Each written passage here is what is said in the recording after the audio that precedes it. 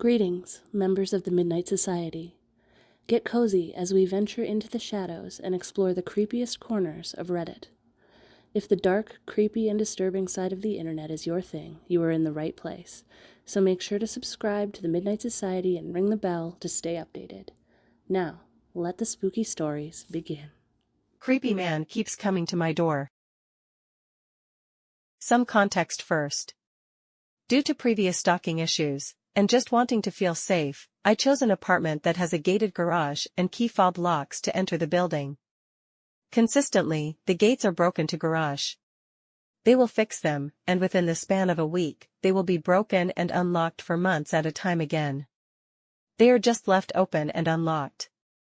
The stairwells are not locked if you enter them from the parking garage, and there is a second door that you use the key fob for, to open and enter into the interior hallway of the apartment building. This door is directly across from my apartment door. This lock, too, is broken, and if you simply pull on the door, it opens. I have reported this, and it hasn't been fixed. It's been a month. Okay, on to the issue now. Last week, one night at 9:15 p.m., some guy was pounding on my door. He was wearing a white hoodie with red script writing, a baseball cap and a hood on top of the hat. I was immediately terrified, as it was late and was not expecting any visitors. I looked through the peephole and did not recognize this man. I stayed quiet, hoping he would think no one was home. He knocked on my door again and then proceeded to wait in the hallway, for about 8 minutes, while texting on his phone. I called my boyfriend, freaking out because I was scared, and he said it was probably just someone at the wrong apartment, maybe drunk. So I calmed down and sort of just wrote it off. Flash forward to last Saturday. I get home, take my dogs out, and go back into my apartment. I'm supposed to go on a date with my boyfriend, so I get in the shower to start getting ready to go out. I am in the shower and I hear pounding on my door again. It is loud enough for me to hear over the shower, bathroom fan, and podcast I am listening to on my phone.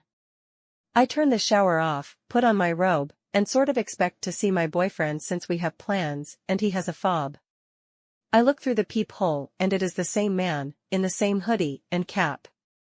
At this point, I am terrified, so I just try to again, be as quiet as possible, and begin to call my boyfriend over and over again. He lives 6 minutes away, so I thought he would be able to get to me quickly. Unfortunately, his phone was on silent still from being at work. The man waited in the hallway texting again and eventually left after about 10 minutes or so. My boyfriend sort of implied that I am overreacting. I know that I can be hypervigilant, but I don't know who this man is and I don't know why he keeps coming to my apartment. It's supposed to be a secure building. I have asked the apartment complex if they knew who this was, or if they sent anyone to my apartment, to which they said no, and they really didn't do much except say they will have someone fix door lock today. I guess I'm just sad that my safe place no longer feels safe. I haven't been able to sleep there since. He was looking back at me through the peephole.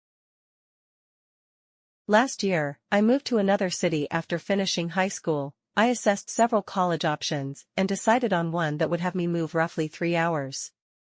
I found an apartment where I would be able to live without roommates, and that was in a safe part of town with reasonable rent. It was close to some attractions in the city, which was an added bonus to me as it would still allow me to have a reasonable social life. For the first 4 months or so, it was great. There were absolutely no problems or safety concerns of any sort, and I managed to become good friends with a guy who studied at the same college as me. He coincidentally lived around 5 minutes away from me, so we would often hang out at each other's place. One night, just as winter started, he called me over to play video games and hang out. We had a pretty chill night, drank a few beers, had a good few laughs, and enjoyed ourselves. At around 1 a.m., we decided to call it a wrap and I headed home to my apartment. When I got back home, I decided to head out to the balcony that overlooked the entrance of my building to smoke a cigarette. I vividly remember looking around and seeing absolutely nobody. It was a cold winter night and it wasn't the weekend, so understandably everybody was at home. Besides the usual car or two passing by, it was dead quiet. Once I finished my cigarette, I decided to call it a night and got ready for bed. I was understandably confused when I heard a short ring on my doorbell. I stood in the center of my room for a solid few seconds as confusion and a little bit of fear set in. I snapped out of it and decided to tiptoe to my door to just try and hear if anyone was outside. My immediate thought was that my friend came over to drop off something that I might have forgotten, but I thought to myself that he would have texted me or called. I probably listened for half a minute or so when the person once again rang the doorbell and softly knocked a few times. I stood completely still and didn't want to make a sound. I did not want to give away the fact that I was at the door. I heard the stranger pacing around the apartment for a few seconds before he stopped. I waited for any sort of noise, but it was quiet. That was when I decided to look at the peephole, to see that he hopefully had left. I picked up the cover of the peephole and took a look.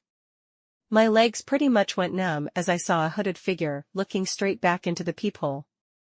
He was holding the zipper of his hoodie so as to cover his face, so all I could really make out was his forehead and eyes. He must have either heard me lift the cover, or my heavy breathing, because right away he moved from the peephole and said, "I know you're at the door."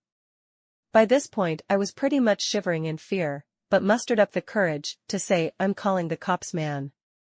He laughed and said, "Sure thing, big guy." He proceeded to wipe away the door handle with his sleeve before walking off. I understandably called the police. When they came over, they informed me that I wasn't the only one. He had been doing this for at least a month, and they suspected him of at least one home invasion where a father had chased him out the house. I crashed at my friend's house for around a week or so after this, before going back into my apartment. It's been a year, and I've never heard of any news about him. He could have been arrested by now, but as far as I know he hasn't been. I find it more likely that he simply moved to a different area.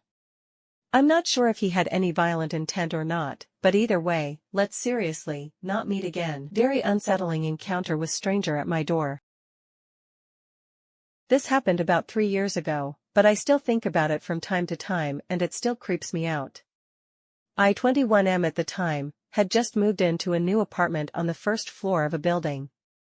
It was late one night and my roommate was out when somebody knocked on the door. This was not uncommon as we were in college and my roommate had friends that would come by to hang out at all hours of the day. I just figured it was one of his friends, so I got up to check the peephole. Staring right back at me through the peephole is an eyeball pressed against it. Again, this is also something that one of our friends might do just to be funny.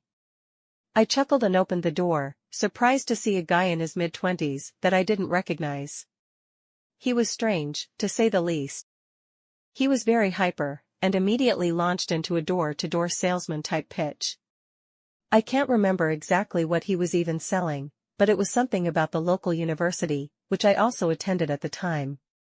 The whole time he was talking, he kept looking past me into the apartment. He was fidgeting and even standing on his tiptoes to see inside. Still, I just thought the guy was weird and nervous and might not have been all there. I politely declined to buy anything from him, but he wouldn't take no for an answer. I finally had to be pretty stern in telling him that I wasn't interested. He finally accepted defeat, and as I was closing the door he put his hand out and stopped it from closing. Before I could be like, "What the EFF, dude?" He smiles at me and says, "I like Mario Kart on the Nintendo 64 too." Now, me and my roommate had been staying up late into the night playing Mario Kart 64 in my bedroom for the past several days before that, but there was nothing that he could see from the apartment entrance that had anything to do with Mario Kart. I was taken aback. Trying to add things up in my head, I confusingly asked, "How do you know I play Mario Kart?"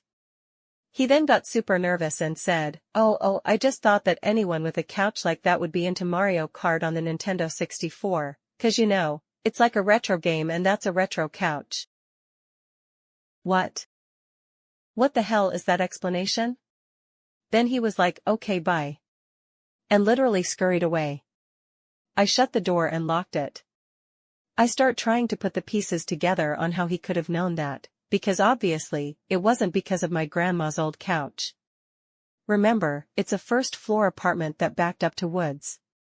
My roommate got home shortly after that, and I immediately tell him about the encounter. He was freaked out too, and so we start investigating. At first, it seemed as if there was no way to even see inside my bedroom. My blinds were always down. We went outside and tested it, and found that the only way to see inside would have been if you had your face right up against the window. And even then you kind of had to crouch and close one eye, just to get a glimpse of the inside. A couple more creepy details to add. My window was over a balcony, and the Nintendo 64 console itself was stored inside of the TV stand and was not visible. You'd only be able to see it while we were actively playing, which we never did until it was like 2 a.m. So basically, this absolute creep had been jumping the railing to our balcony, pressing his face against my window, and watching us play Mario Kart in the middle of the night. Never saw the guy again, but needless to say I was pretty paranoid for a while after that. I constantly checked my windows and woke up in the middle of night, paranoid that he was standing just a couple feet away, watching me sleep.